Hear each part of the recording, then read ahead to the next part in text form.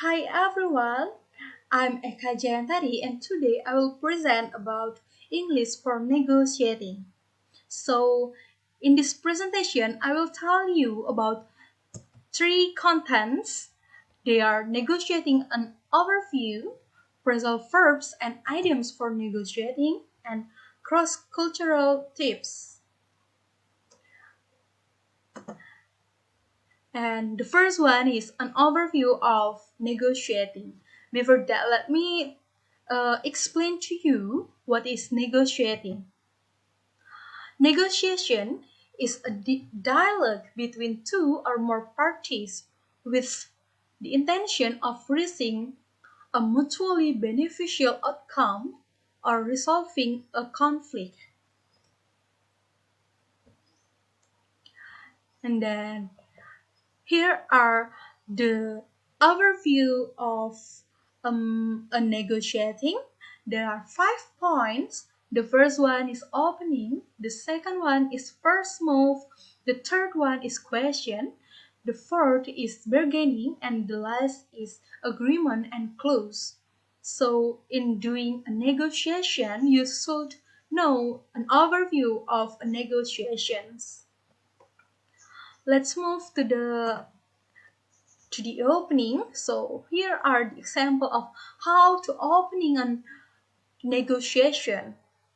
So you can ask or you can say that welcome to this meeting or etc.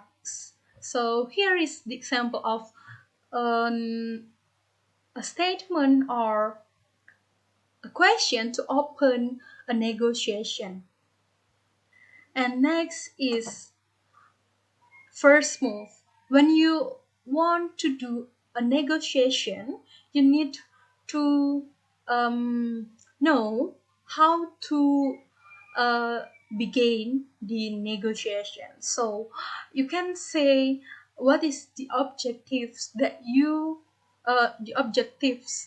have in conducting a negotiation. You can say that the main objective of today's meeting is to blah blah blah blah. And to begin, I would like to review the background of today. So, in the first move, you can say the background of the meeting, and you also can explain the detailed objectives and etc. Next is question. So you have to know how to ask a question and how to answer the question in negotiation situation, negotiating situation. So this is an example of uh, an example of question and answer in the meeting situation. So when A said, "Could we just clarify one thing?" and B will say, "Sure, of course." It also can implement by you when you are in a meeting and somebody is asked you to clarify one thing that they don't understand well. So you can say, "Sure, of course," or if you are in a situation that you are uh, don't understand about what they have said, you can clarify, you can ask the clarify to the presenter. And next is bargaining. In a meeting that that is fair if there will be a bargaining. So bargaining here is the example of how to conduct a bargaining. You can see in the slide. And next is agreement and close. So in a meeting or in a negotiating situation, there should be an agreement, and you also should know how to close the meeting or the negotiation. So you can say that I think we have a deal, or can I just run over the main points of the agreement? Or Is that correct? Do you agree? Okay, you can make it sure that the the deal of the meeting is correct. Or when you want to finish the meeting, you can say that for now we can finish here. And next, the second content is about phrasal verbs and idioms for negotiating. Before that, let me tell you what is a phrasal verb. A phrasal verb is a verb that is made up of a main verb together with an adverb or preposition or both. And typically, their meaning is not obvious from the meaning of the individual words themselves. And what is idiom? Idiom is a group of words established by usage as having a meaning not deducible from those of the individual words. And here is here are the example of phrasal verbs. The first one is to work something out. It's mean that to calculate or to rush into. It's mean that to move forward too quickly. And to build up. It's mean that to expand and develop.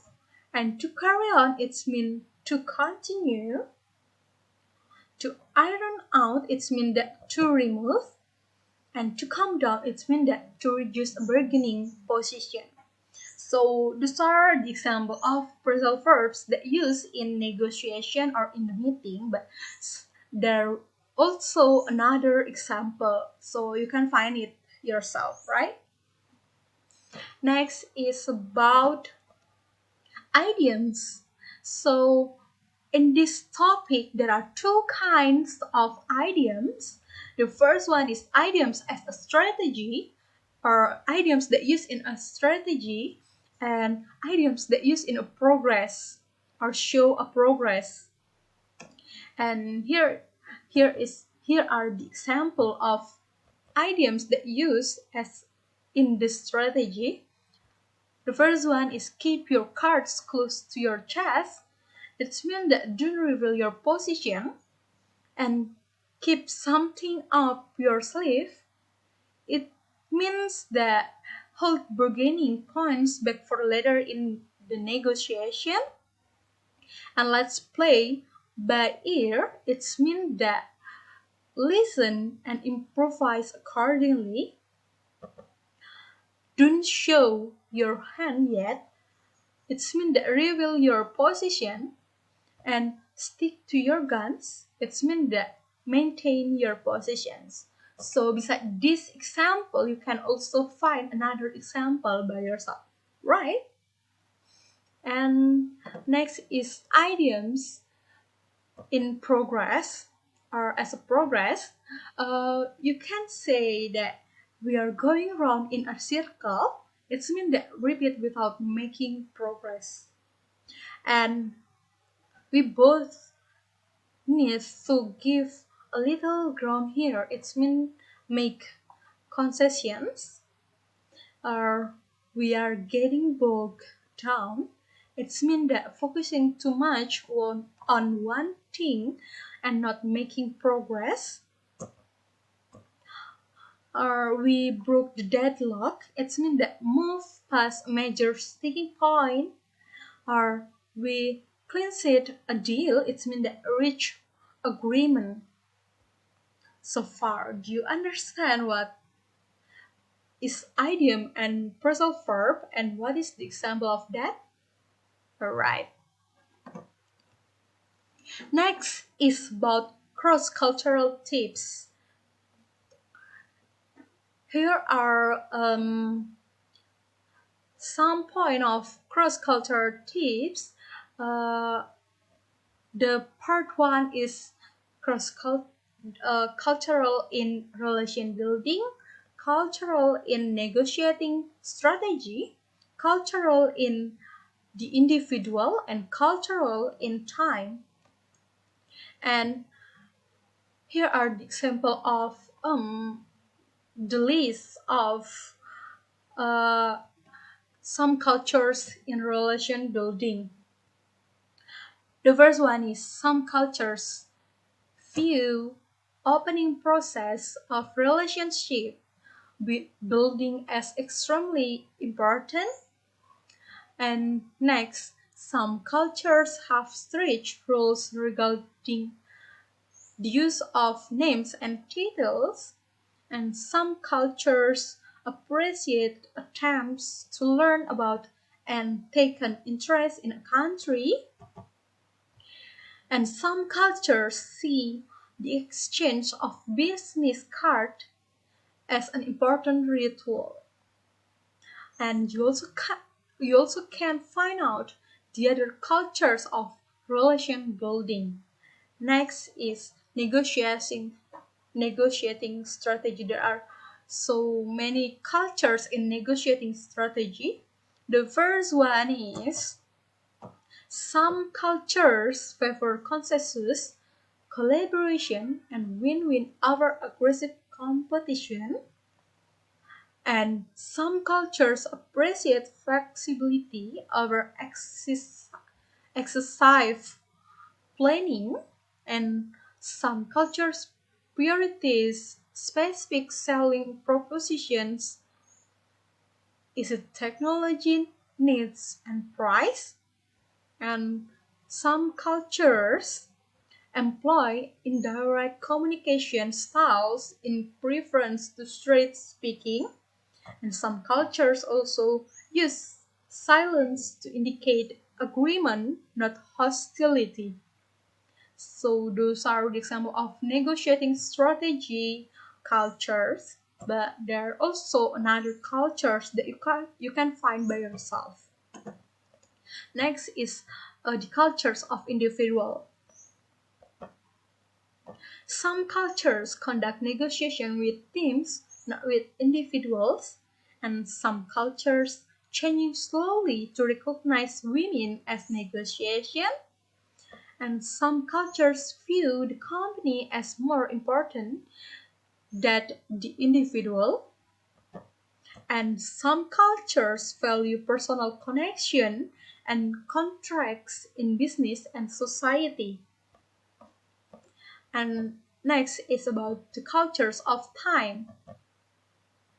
Some cultures value reflection, consensus over speed, negotiations can take time, and some cultures look more for longer-term partnerships than others, and some cultures like to set and respect deadlines. So those are just some example of time cultures, but you can also find out the other examples by yourself. And here is the quick cross-cultural comparison. So here is the country, the second table is the characteristic, the third is tactics, and the last table is key needs. So let us start from USA.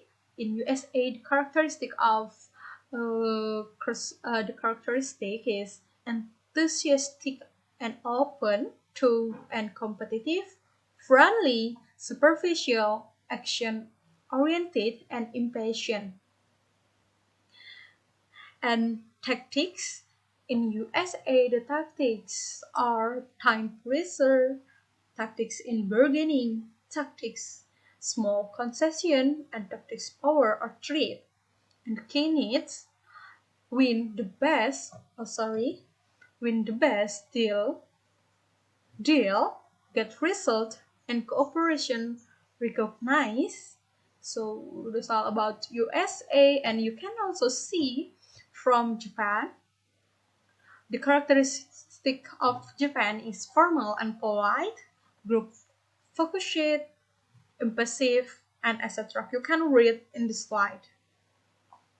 And next is about United Kingdom and Latin countries. So you can see the comparison of uh, this country. Well, I think that's all for my presentation. Thank you and have a good day.